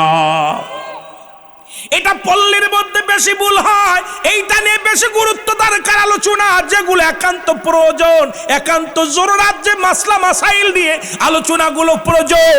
আমার বাবারা আমার শুনে নাও, এইটা ভুল করা যাবে না। আমার বাবারা আমার শুনে নাও, আরেকটা এইরকম ফজিলাতগুলো শুনে নাও, বর্ণনা করে শুনে নাও। আরেকটা হলো তারাবির নামাজ, এটাও কিন্তু সুন্নাত, কিন্তু অনেকেই দেখা যায় তারাবির নামাজ যদি না পড়তে পারে রোজা রাখে না। আইরে কপাল পুরা, তারাবির নামাজের সঙ্গে রাসূল দিনের বেলা রোজা রাখতেন, রাত ভরে ইবাদত করতেন, নামাজ পড়তেন। এই 20 রাকাত তারাবির নামাজ, এটা পড়া আপনার জন্য সুন্নাত, এটা সুন্দরভাবে আদায় করবেন। এটা আমার রাসূল আদায় করেছে, আপনারাও আদায় করবেন, সাহাবীরা আদায় করেছে, আপনারা আদায় করবেন। সুতরাং যদি কোনো ব্যক্তি বিশেষ কোনো কারণে তারাবি পড়তে পারেন না, কিন্তু রোজা ভাঙবেন না, অনেকেই ভুলটা করে, তারাবি পড়তে না পারলে ওই দিন রোজায় রাখে না। জোরে বলেন ঠিক কি না? আছে না বাবা? কথা কয় না কেন? আছে না? এ যুবক, ফজিলত হলো শুনে নাও। এই রোজা রাখা অবস্থায় রাসূল বলছে, শোনো শোনো, আর একটা ফজিলাত হলো মিসাক করতে হবে। আমার দেশে অনেকে ভাইয়েরা মিসাক করে না, গালে এত দুর্গন্ধ হয়, ইমামের পিছে দাঁড়াইলে সুবহান রাব্বিল আলা, সুবহান রাব্বিল আযিম, এইটা যখন শব্দ বাইর হয়, গাল দিয়ে এমন দুর্গন্ধ হয়, পাশে আর কেউ নামাজি পড়তে পারে না। রাসূল বলছে, এই 5 ওয়াক্ত নামাজের সময় কি করবা? তোমরা মিসাক করবা, এটা করা সুন্নাত। আবার অনেকে রোজা রেখে, অনেক মৌলবীরা ফতোয়া দেয়, অনেক মুরব্বীরা কয় খবরদার মিসাক করিস না, রোজা ভেঙে যাবে। না না না না, প্রয়োজন হলে 2টা ডলা দিয়ে রেখে দিবেন। এটা দ্বারা আমার রাসূল বলছে, তোমরা এই 5 ওয়াক্ত নামাজের সময় যখন রোজা থাকা অবস্থা, আর একটা জরুরাত মাসটা হলো আপনি মিসাক করবেন, তবে গুল নেবেন না, তবে বিরাস লাগাবেন না, পেশ লাগাবেন না, যেটা দ্বারা রোজার ক্ষতি হয় মুসলমান এগুলো ব্যবহার করবেন না। জয়তুনের তেল, ডাল বা মুসলমান দুর্গন্ধযুক্ত নয়, মুক্ত, যেটা দুর্গন্ধ নয় এমন কোন ডাল যদি ব্যবহার করে আপনি দাঁতে ঘষা দেন, এটা জরুরাত অবশ্যই করবেন। জোরে জোরে চিল্লায় বলো মারহাবা। আর একটু জোরে জোরে চিল্লায় বলো মারহাবা। এ মুসলমান, ফজিলত হলো, আমার নবী বলছে মাহে রমাদান মাসে সবচেয়ে গুরুত্ব হলো এই মাসে বেশি বেশি করে ইবাদত করতে হবে। অন্য মাসে যদি একটা করো, সেইটা একটার বদলে একটা সব, আর এটা 70 গুণ বাড়িয়ে দেয়া হবে, 700 গুণ বাড়িয়ে দেয়া হবে। এই মাসটা বেশি বেশি ইবাদত বন্দেগী করতে হবে। সবচেয়ে গুরুত্বপূর্ণ ফজিলাত হলো মাহে রমাদান মাসের শেষ 10 দিন আমার নবীজি নিজে ইতিকাফে থাকছে, সাহাবীরা থাকছে, আপনারা বাড়িতেও ইতিকাফে থাকবেন, মসজিদেও থাকবেন, তবে ইতিকাফের শর্ত ভালো করে জেনে নেন, ইতিকাফে বসা অবস্থায় যদি কোনো ব্যক্তি মহল্লায় মারা যায়, ওই ব্যক্তির জানাজায় যদি ইতিকাফ ব্যক্তি আসে, সঙ্গে সঙ্গে তার ইতিকাফ ভেঙে যাবে। কিন্তু আমার দেশে যে সমস্ত ডিজিটাল ইতিকাফে বসে, বইয়া বইয়া মোবাইল টেপে বল লগে কথা কয়, বিবির লগে কথা কয়, বাড়ির লগে কথা কয়, ছেলের লগে কথা কয়, এই কপালপুরা তোর ইতিকাফে বসতে কইছে কিনা?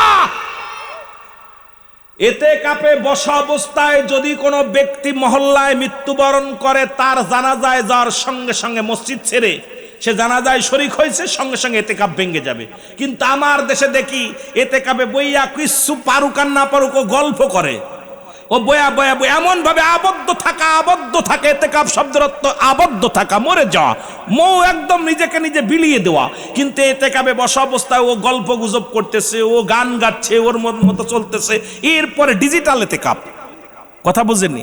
এই মহল্লায় ইতিকাফে যদি কোনো ব্যক্তি একজন বসে, সবার এই ফরজে কিফায়া, সবার জানাজার নামাজ যেমন পড়লে শরিক হলে, একজন শরিক হলে মহল্লা সবাই দায় মুক্ত হয়ে যাবে, তদ্রূপ একটা মসজিদে, মহল্লার কোনো মসজিদে যদি কোনো একজন ব্যক্তি ইতিকাফে বসে, সবার আদায় হয়ে যাবে। আর যদি না বসে, সমস্ত মুসল্লি গুনাহগার হয়ে যাবে। কথা বুঝেননি?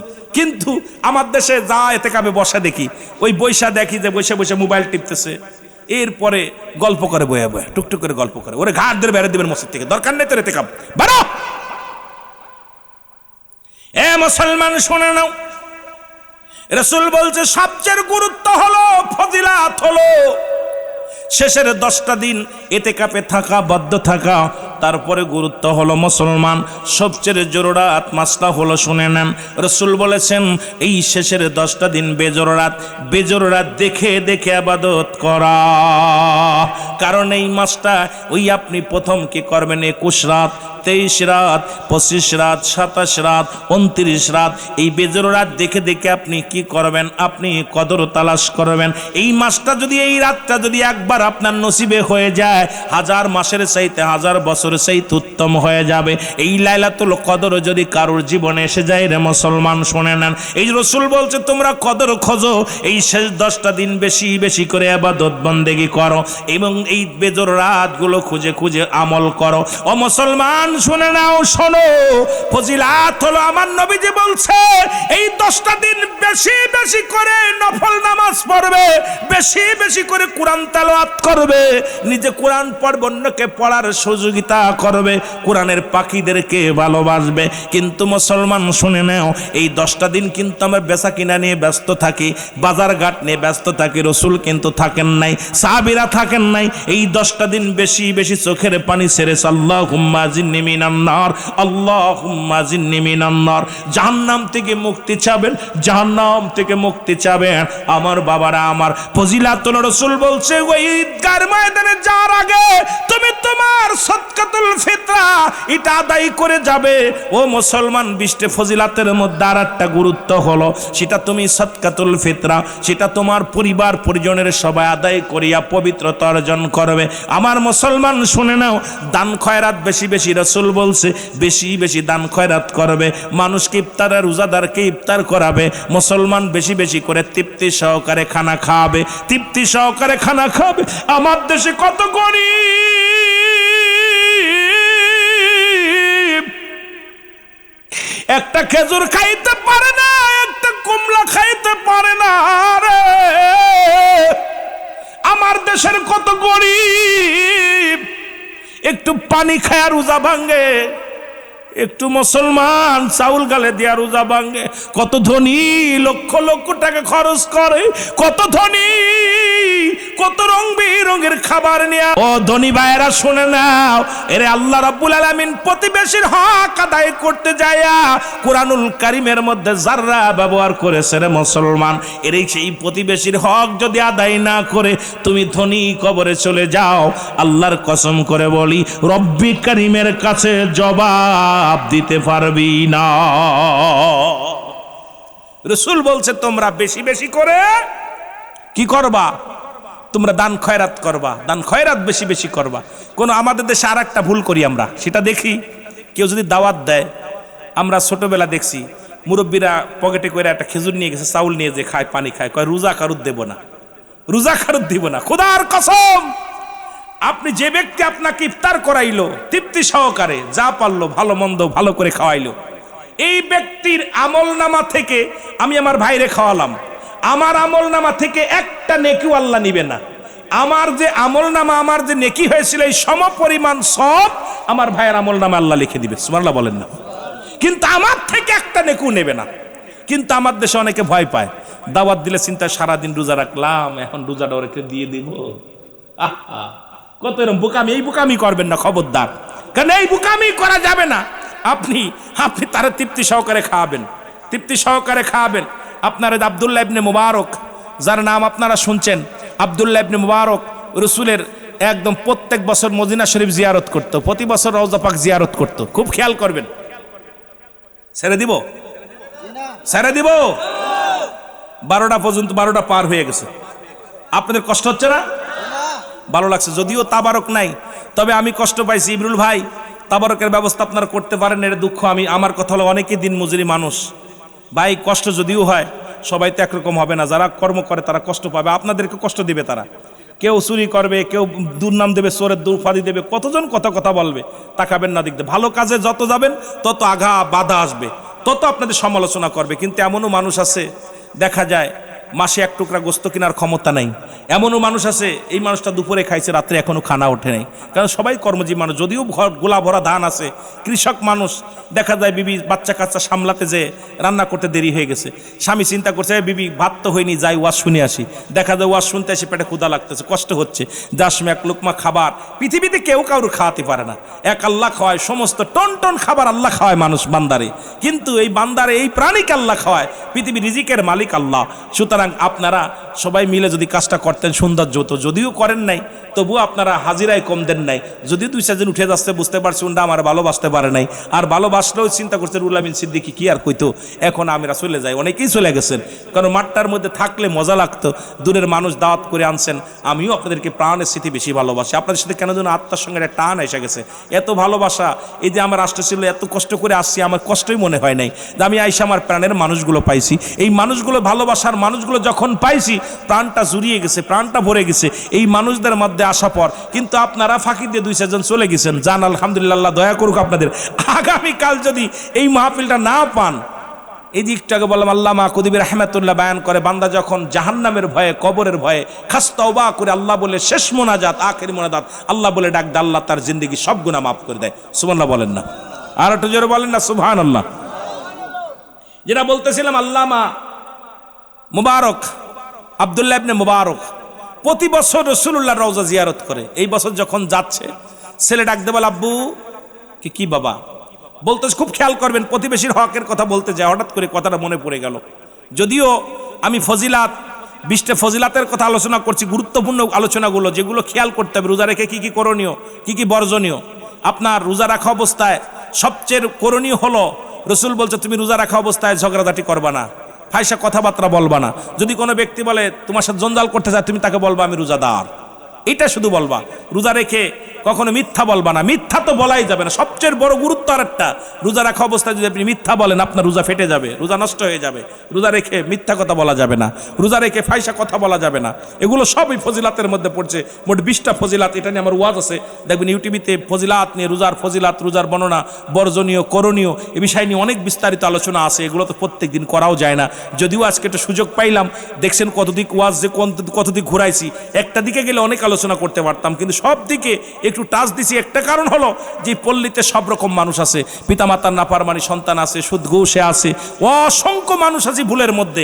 ওয়াজ করতে গেলে 2-4টা দিন আপনাদেরকে নিয়ে বসলে কিছু আইডিয়া আপনাদেরকে দিতে পারবো, কিন্তু এই প্রতিদিন তো আর ওয়াজও হয় না, প্রতিদিন দেওয়াও সম্ভব না। আমরা যারা বসেছি, আব্দুল্লাহ ইবনে মুবারক ছেলে ডাকতে বলছে আব্বা। কি বাবা? কয় বাবা গো, আমার যে গোস্ত পরানে চাচ্ছে। কি পরানে চাচ্ছে? গোস্ত পরানে চাচ্ছে।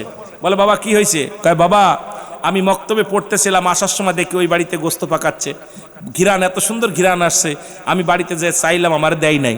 কয় বাবা ওরা কি মুসলমান? কয় হ। তা দেই নেই কেন? দাঁড়াও আমি দেখে আসি। উনি চলে গেছেন, যায় সালাম দা, আসসালামু আলাইকুম ইয়া হালাল বাইত।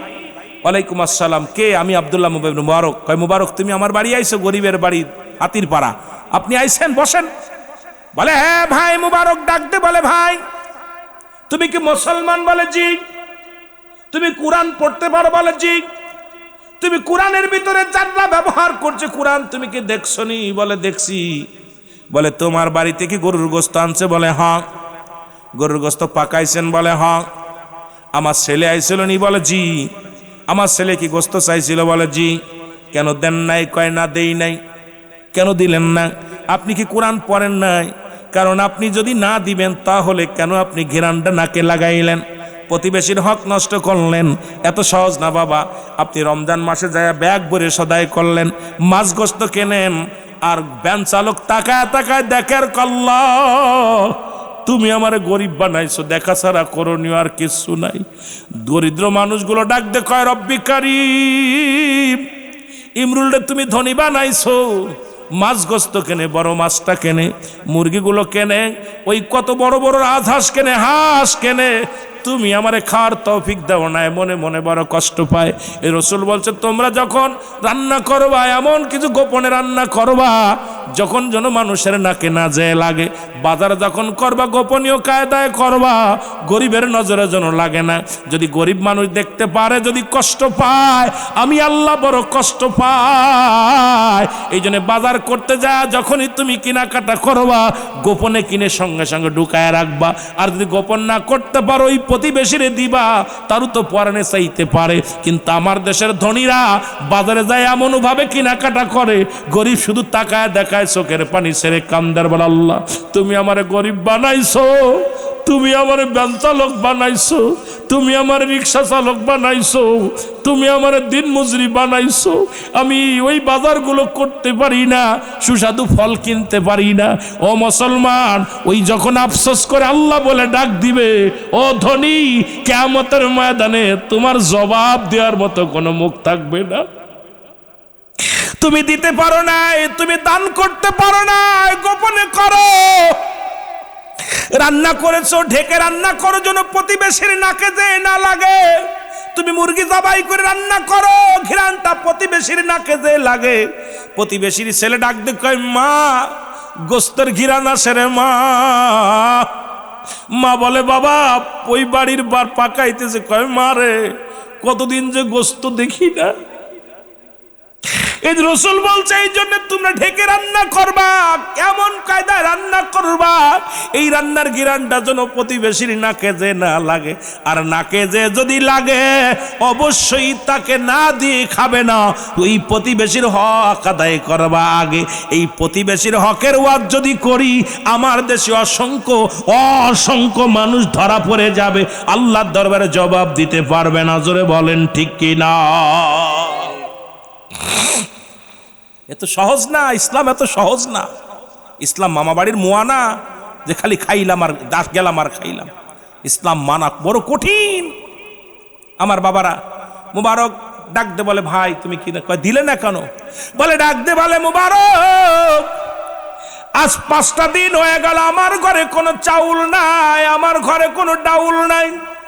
আমার ছোট ছোট মাসুম বাচ্চাগুলো কান্দে, চোখের পানি গুলো ফেলা কান্দে। ছেলে ডাক দে বলে আব্বু, মেয়ে ডাক দে বলে আব্বু প্রতিদিন আমি কাজের জন্য বাইর হয়ে যাই, একটা কাজও পাই না, খাবারও আনতে পারি না। আজকে যাবার সময় আমার ছোট ছেলেটা ডাক দে বলে আব্বু আজকে যদি খাবার না আনতে পারো নির্ঘাত আমরা মারা যাব, আর সহ্য করতে পারি না রে আব্বু, আমাদের জন্য একটু খাবারের ব্যবস্থা করবা। আমি চলে গেলাম কাজের সন্ধানে, কোনো মানুষ আমারে কাজ দিল না। সৈন্য ব্যাগ নিয়ে বাড়ির দিকে যখন রওনা দিলাম আমার সন্তানের কান্না আমার হৃদয়ের ভিতর বারবারে লাগতেছিল। আমার ছোট ছেলেটা ডাকতে বলতেছিল আব্বু আজকে যদি খানা না আনো নির্ঘাত না খেয়ে মারা যাব। এই কথাটা বারবার আমার হৃদয় খুঁড়ে খাচ্ছিল।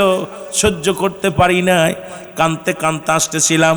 আল্লাহ, আজকে আমার ছেলেগুলো যদি যে খাবার না দিতে পারি, আমার সন্তানেরা কি বাঁচবে কি মরবে জানি না।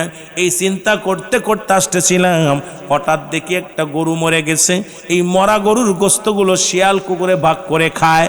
এদেরকে তাড়াইয়া আমি উরত থেকে কিছু গোস্ত কেটে বাড়ি এনে মরা গরুর গোস্ত আমার সন্তানদের রান্না করে দিছি।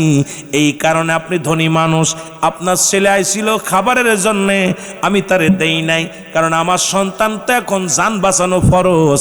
এই জন্য আমি মরা গরুর গোস্ত কেটে এনে আমার সন্তানদের খাওয়াইতেছি। আপনি ধনী মানুষ, এই জন্য আপনার সন্তানের দিই নাই। এর জন্য যদি অপরাধ হয় আমারে ক্ষমা করবেন। আব্দুল্লাহ ইবনে মুবারক ডাক দিয়ে বলে, ভাই, ও ভাই দাঁড়াও, আমি বড় অপরাধী, প্রতি বছর মদিনায় যাই। এই সাতুল পাড়ের জমিনে এমনও ধনী আছে, লক্ষ লক্ষ টাকা আছে, এমনও গরিব আছে যে গরিবটা অসহায় অসহায় দরিদ্র, বলতেও পারে না, কইতেও পারে না, বুকের ভিতরে যন্ত্রণা নিয়ে কান্দে, চোখের পানি ছেড়ে কান্দে। আমার বাবারা আমার শুনে নাও, রাসূলে পাক এইবার কি করলেন, আব্দুল্লাহ ইবনে মুবারক বাড়ি যায় বিবিরে ডাক দিয়ে কয়, বিবি চাউল দাও, ডাউল দাও, তেল দাও, সব আমার মাথায় উঠায় দাও। নিয়ে চলে আসলেন, এসে ডাক দিয়ে বলে, ভাই রে, এই নাও চাউল, এই নাও ডাউল, রান্না করে খাও, আর এই নাও যদি আরো লাগে আমি দিব। এবছর আমি মদিনায় যাব না, এই বছর আমি মদিনায় যাব না। এই টাকাগুলো নাও, হজ করতে গেলে যে টাকাগুলো লাগতো, এই টাকাগুলো আমি তোমারে দিয়ে দিলাম, তুমি এই টাকাগুলো নিয়ে যাও। টাকাগুলো নিয়ে মদিনায় গেলেন না। ৪৫ দিন পরে হাজিরা যখন দেশে ফিরে আসলেন, এসে দেখে আব্দুল্লাহ ইবনে মুবারকের বাড়ি সবাই চলে আসছে। এসে ডাকতে বলে, ভাই মুবারক, হাজী সাহেব, আপনি কেমন মানুষ গো, আপনি কবের ফ্লাইটে আসলেন? হাজী সাহেব বলে, আমি তো আল্লাহর কসম করে বলি এবার মদিনায় হজ করতে যাই নাই। বলে, আপনি মিথ্যা বলেন কেন? একসাথে এক তাঁবুর মধ্যে ঘুমাইলাম, এক তাঁবুর মধ্যে খাইলাম, একসাথে তপ করলাম। আপনি কবের ফ্লাইটে আসছেন? বসেন, আপনি বলেন, আপনি আমাদের সঙ্গে ফাজলামি করেন না। আব্দুল্লাহ ইবনে মুবারক বলে, খোদার কসম করে বলি এবছর আমি মদিনায় যাই নাই। বলে, মিথ্যা বলেন কেন হাজী সাহেব? একসাথে তপ করলাম, একসাথে নামাজ পড়লাম, একসাথে ঘুমাইলাম, আপনি বলেন জান্নাত। মুসলমান এলহামের মাধ্যমে খবর আসে, মোবারক রে, তুমি কি জানো না এই বছর তোমার দানটারে আমি এমন ভাবে কবুল করেছি আমি আল্লাহ। এই বছর মক্কা মদিনায় যত হাজি গেছে তোমার দানের ওসিলায় আমি আল্লাহ সমস্ত হাজিদের হজ আমি আল্লাহ কবুল করে নিছি। জোরে বলা যাবে না সুবহানাল্লাহ? এ মুবারক, আর তোমারে বানাইয়া তোমারে সাজাইয়া গোটা মক্কা মদিনা ঘুরাইছি। তোমার মহল্লা থেকে যারা গেছে তাদের তাবুর মধ্যে তোমারে সাজাইয়া দেখাইছি, তাদের সামনে তোমারে খানা খাওয়াইছি, তাদের সঙ্গে তোমারে তপ করাইছি। আব্দুল্লাহ মুবারক চোখের পানি ছেড়ে ডাক দিয়ে বলে, রব্বে কারীম, তোমার মহিমা না আল্লাহ বুঝার মতো ক্ষমতা কারণ নাই। রব্বে কারীম, তুমি আমারে মাফ করে দিও। আমি আরো আগে কেন আমার প্রতিবেশীর হকটা আদায় করতে পারি না? আজকে আমার দেশের অনেক হাজিরা হজের মৌসুম হলে মদিনায় বছর মায়ের রমাদান মাস আসলে হাজিরা মদিনায় চলে যায়। তারা কি করে? মদিনায় যে ইফতার করে, মদিনায় যে রোজা রাখে অনেক সওয়াবের আশায়, অথচ প্রতিবেশী না খেয়ে আছে, প্রতিবেশী ভিখারি, প্রতিবেশীর গায়ে কাপড় নাই, প্রতিবেশীর পণ্যে কাপড় নাই, প্রতিবেশীর পেটে খাবার নাই, প্রতিবেশীর ঘরে খাবার নাই, প্রতিবেশীর ঘরে চাউল নাই, ডাউল নাই। হাজী সাহেব, মদিনায় যে বড় নেকি খুঁজতে চাও, খোদার কসম করে বলি তুমি প্রতিবেশীর হক না আদায় করে মদিনায় গেলা, কিন্তু এই প্রতিবেশীর কাছে জবাব দেবে কি কিয়ামতের ময়দানে? জবাব দিতে পারবে না। জোরে জোরে চিল্লায়া বলা যাবে না আল্লাহু আকবার।